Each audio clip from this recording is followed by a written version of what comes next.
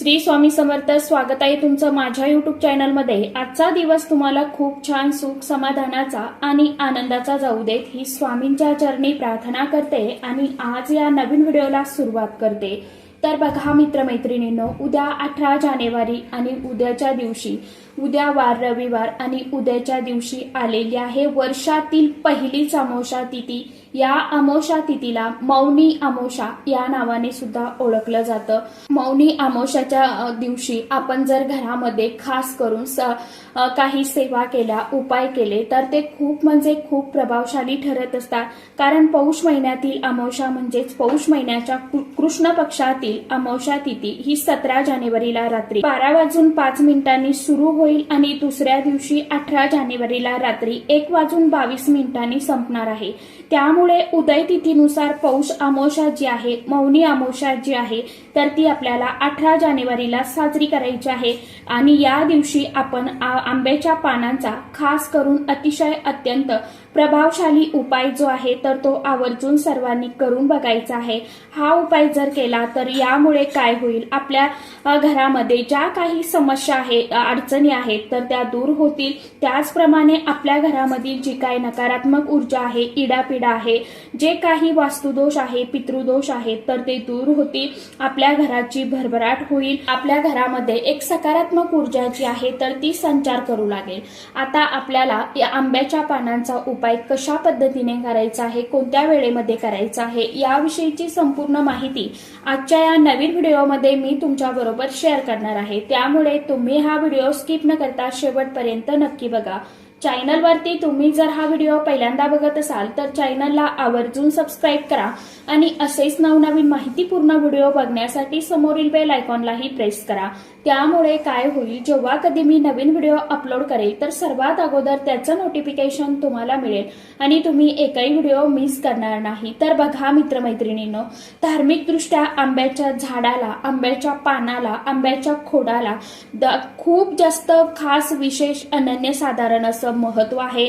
कारण की बघा, ज्याप्रमाणे पिंपळ वृक्षाला, वड वृक्षाला व औदुंबराच्या झाडाला आपल्या हिंदू धर्मामध्ये पूजनीय आणि दैवी वृक्ष मानले जातात, त्याचप्रमाणे आंब्याचं झाड सुद्धा अतिशय अत्यंत खूप खास आणि तितकंच शुभ मानलं जातं.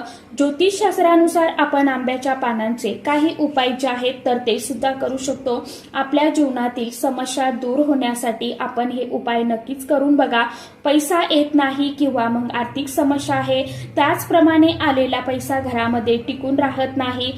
पैसा घरामध्ये येतोय परंतु तो खर्च होतोय, म्हणजेच काय, माता लक्ष्मी आपल्यावरती प्रसन्न आहे आणि प्रसन्न आहे परंतु आपल्या घरामध्ये स्थायी स्वरूपात निवास करत नाहीये. यासाठी आपल्याला खास करून हा उपाय जो आहे तर तो करायचा आहे. किंवा मग आपले जे पैसे आहेत, आपल्यावरती कर्ज आहे, आपले पैसे घरामध्ये टिकून राहत नाही, पैसा जो आहे तर तो विनाकारण खर्च होतोय. जिथे आपण 100 रुपये खर्च करायला गेलो तर तिथे आपले सहज अगदी 1000-500 रुपये खर्च होऊन जातात. यालाच काय म्हणतात, तर माता लक्ष्मी आपल्यावरती प्रसन्न आहे परंतु आपल्या घरामध्ये ती स्थिर स्वरूपात निवास करत नाहीये. म्हणून खास करून आपल्याला अशा प्रभावशाली तिथीवरती आपण जर काही उपाय केले, घरामध्ये सेवा केल्या तर त्या खूप प्रभावशाली ठरत असतात. आपल्या घरामध्ये एक सकारात्मक ऊर्जा जी आहे तर ती निर्माण व्हायला लागते. म्हणूनच आपण आंब्याच्या पानांचा उपाय जो आहे तर तो करायचा आहे.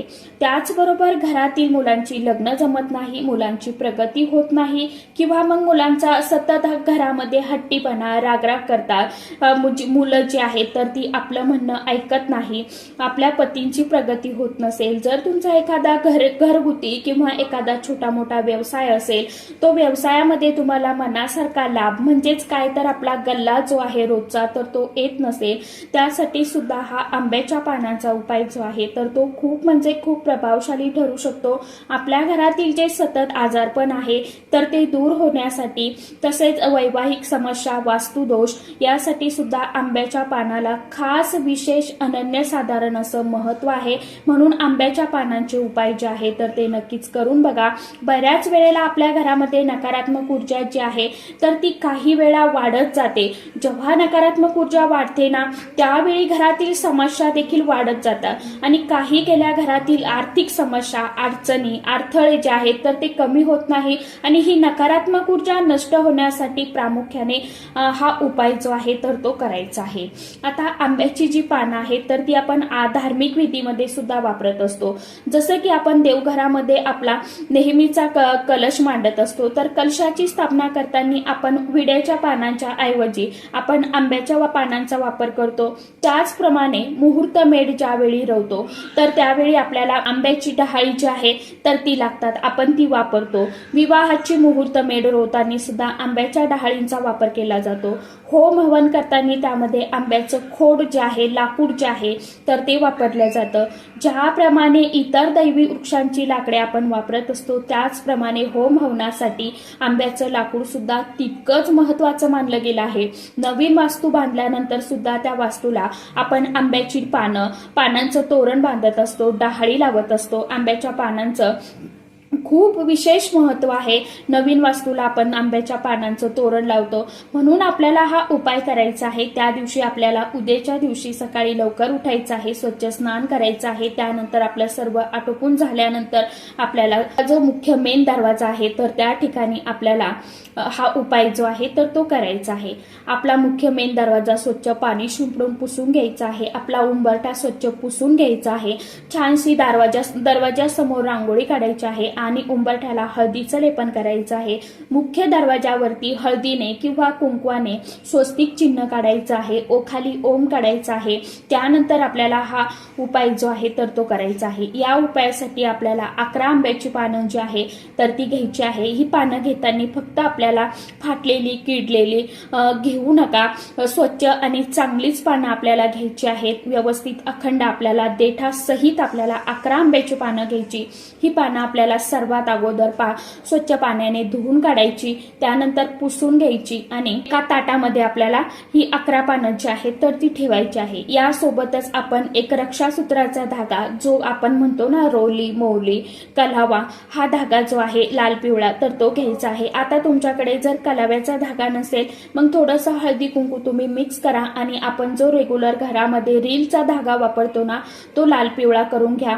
त्यानंतर आपल्याला हळद घ्यायची आहे. आपल्याला हळद आणि कुंकू जे आहे तर ते ओलं करून घ्यायचं. यानंतर आता आपल्याला या आंब्याच्या प्रत्येक पानावरती ओल्या कुंकवानं, ओल्या हळदीनं एक स्वस्तिक काढायचं आहे. स्वस्तिक काढत असताना लक्षात घ्या आपल्याला 4 मध्ये डॉट द्यायचे आहे. साईडला 2-2 लाईन काढायच्या आहे, तरच ते स्वस्तिक जे आहे तर ते पूर्ण होतं. असं आपल्याला 11ही पानांवरती स्वस्तिक काढायचं आहे किंवा दुसऱ्या एका प्रकारे 11 पैकी 1 पानावरती स्वस्तिक काढा. उरलेली जी पानं आहेत 8 पानं तर त्या 8 पानावरती 1-1 टिंबा द्या किंवा मग कलशाचं चित्र काढा. एकावरती शुभ लाभ लिहा, असं तुम्ही लिहू शकता. किंवा मग तुम्हाला एवढं करणं शक्य नसेल तर तुम्ही 8 पानावरती माता लक्ष्मी स्वरूप एक टिंब द्या आणि जे एक 9वं पान आहे त्यावरती स्वस्तिक काढा. आणि जे साईडला तुम्हाला 4-4 पानं लावायची तोरणमध्ये आणि मध्ये जे पान येतं तर ते स्वस्तिक काढलेलं पान असेल किंवा शुभ लाभचं पान असेल किंवा मग कलशाचं चित्र तुम्ही काढलेलं असेल, जे कुठलं शुभ चिन्ह काढलेलं असेल ना तर ते तुम्हाला बरोबर मध्यभागी 4-4 पानाच्या मध्ये लावायचं आहे. अशी तुम्हाला याचं तोरण बनवायचं आहे. हे तोरण जे आहे तर ते आपल्याला या रक्षासूत्राच्या धाग्यामध्ये ओवून घ्यायचं आणि हे तोरण जे आहे तर आपल्याला आपल्या मुख्य मेन दरवाजावरती बांधायचं आहे. त्यानंतर कलशाचं पान नंतर असं तुम्ही आता तुमच्या याने सांगितल्याप्रमाणे तसं बांधून घ्या. त्यानंतर आपला जो मुख्य मेन दरवाजा आहे तर त्या दरवाजावरती हे तोरण आपल्याला बांधायचं आहे, लावायचं आहे. यामुळे काय होतं तर सर्व नकारात्मकता जी आहे तर ती नष्ट होत असते आणि हे तोरण बनवत असताना आपल्या मनामध्ये आपल्याला माता लक्ष्मीचं स्मरण करायचं आहे. त्याचप्रमाणे भगवान श्रीहरी विष्णुदेवांचं नामस्मरण करायचं आहे. ओम नमो भगवते वासुदेवाय नमः हा मंत्र आपल्याला पठण करायचा. त्यानंतर हे तोरण आपण जेव्हा लावतो त्यावेळी तर जी काय आपल्या घरामध्ये नकारात्मक ऊर्जा आहे तर ती हळूहळू दूर होते आणि एक सकारात्मक ऊर्जा जी आहे तर ती आपल्या घरामध्ये यायला सुरुवात करते. कारण सकारात्मक ऊर्जा असो किंवा नकारात्मक ऊर्जा असो, आपल्या घरामध्ये आपला जो मुख्य मेन दरवाजा आहे तर ती तिथूनच घरामध्ये प्रवेश करत असते। त्यानंतर आपल्याला आपल्या दरवाजावरती हळदी कुंकवाने स्वस्तिक काढायचं आहे, उंबरठ्याला हळदीचं लेपन करायचं आहे, छान आपल्या उंबऱ्याचं पूजन करायचं, दरवाजाचं पूजन करायचं, छानसा तुपाचा दिवा लावायचा। तुपाचा दिवा लावणं शक्य नसेल तर तेलाचा लावा आणि आपल्याला उंबरठ्याला ओवाळून घ्यायचं। आपण जे स्वस्तिक काढलेलं आहे तर त्या स्वस्तिकला सुद्धा आपल्याला ओवाळून घ्यायचं आहे, कारण आपण अशी सेवा जी करतो ना अमावस्या पौर्णिमेला तर ती सेवा खूप म्हणजे खूप प्रभावशाली ठरत असते। यामुळे काय होतं तर नजर दोष जे आहे तर ते दूर होतात, वाईट बाधा असेल तर ती सुद्धा दूर होते। आता हे तोरण आपल्याला अगदी 3 दिवस तसंच राहून द्यायचं आहे किंवा 5 दिवस तुम्ही तसंच ठेवू शकता। सो हे पानाचं तोरण जे आहे तर ते सुकलं की आपल्याला लगेचच काढून टाकायचं आहे, कारण की सुकलेल्या आंब्याच्या तोरणामध्ये सुद्धा एक नकारात्मक ऊर्जा जी आहे तर ती तयार होत असते, म्हणून जास्त दिवस ठेवायचं नाहीये। 3 किंवा 5 दिवस आपल्याला ते तोरण ठेवायचं आणि नंतर ती पानं सुकल्यागत वाटली की आपल्याला काढून निर्माल्यामध्ये टाकून द्यायची आहे। त्यानंतर आपल्याला आता एकदा परत दुसरा उपाय सांगते। 11 आंब्याची पानं आपल्याला घ्यायची आहे आणि या पानांना आपल्याला मध जो आहे ना तर तो लावायचा आहे आणि आपल्याला ही पानं शिवलिंगावरती अर्पण करायची आहे। आता अशीच अर्पण करायची नाही तर काय करायचं, सर्वप्रथम आपल्याला जिथे कुठे जवळपास शिवलिंग असेल तर तिथे तुम्हाला जायचं आहे। सर्वात प्रथम देवादिदेव महादेवांना शिवलिंगावरती तुम्हाला स्वच्छ पाणी अर्पण करायचं आहे। शक्य असेल तर काळे तीळ टाका पाण्यामध्ये आणि हे पाण्याने देवादिदेव महादेवांना स्नान घाला। यानंतर तुमच्याकडे चंदन असेल, अष्टगंध असेल तो लावा किंवा सुगंधी अत्तर असेल तर ते लावा, नंतर भस्म लावा। अशी तुम्हाला एक साजरं संगीत पूजा करून घ्यायची। त्यानंतर ही 11 आंब्याची पानं जी आहे मधात बुडवलेली तर तुम्हाला जिथे अशोक सुंदरीचं स्थान आहे ना तर त्या ठिकाणी ती पानं 2 मिनिटं तुम्हाला ठेवायची। तिथून उचलून ठेवत असताना तुम्हाला तुमच्या मनामधली जी काय इच्छा आहे ती बोलायची, परत तिथून ती पानं उचलायची आणि शिवलिंगावरती अर्पण करायची। परत तुम्हाला तुमच्या मनामधली जी काय इच्छा आकांक्षा आहे तर ती व्यक्त करायची। 3 वेळा टाळी वाजवायची, बम बम बोले तुम्हाला म्हणायचं आहे किंवा ओम नमः शिवाय किंवा श्री शिवाय नमस्तुभ्यम हा मंत्र तुम्ही म्हणू शकता। अशा पद्धतीने तुम्हाला हे पानं अर्पण करायचे आहे। मला माझ्या कामामध्ये, व्यवसायामध्ये, माझ्या कुटुंबामध्ये आमची प्रगती होऊ द्या, मला यश मिळू द्या, भरभराटी येऊ द्या, असं तुम्हाला देवादिदेव महादेवांना तुमच्या मनामध्ये जी कुठली इच्छा असेल ती इच्छा तुम्हाला सांगायची आहे आणि 3 वेळा टाळी वाजवायची आहे। नाक घासून तुम्हाला देवादिदेव महादेवांचं दर्शन घ्यायचं आहे आणि तुम्हाला परत वापस यायचं आहे। शक्य असेल तर अनवाणी पावलाने जाण्याचा प्रयत्न करा। अनवाणी पावलानं जाणं म्हणजे न चप्पल घालता तुम्हाला मंदिरामध्ये जर जाणं शक्य असेल तर हा उपाय तुम्ही अशा पद्धतीने करून बघा। फक्त एकच सांगणं आहे माझ्या YouTube परिवाराला की उपाय करत असताना श्रद्धा मनात ठेवा, विश्वास ठेवा आणि नंतरच उपाय करा, तरच आपण जी काय सेवा करतो, उपाय करतो तर त्या सेवेचं आपल्याला फळ जे आहे तर ते मिळत असतं।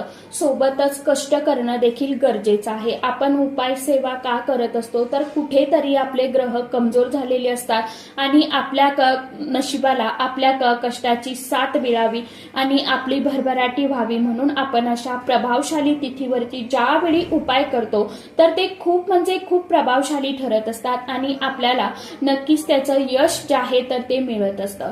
तर सांगितल्याप्रमाणे उपाय नक्की करून बघा। तर चला आजच्या व्हिडिओमध्ये इतकीच माहिती होती, कशी वाटली नक्की सांगा। व्हिडिओ आवडला तर चॅनलला आवर्जून लाईक, शेअर, सबस्क्राईब जरूर करा। परत भेटूया नवीन माहितीसोबत, नवीन व्हिडिओसोबत। तोपर्यंत सर्व माझ्या YouTube परिवाराला श्री स्वामी समर्थ।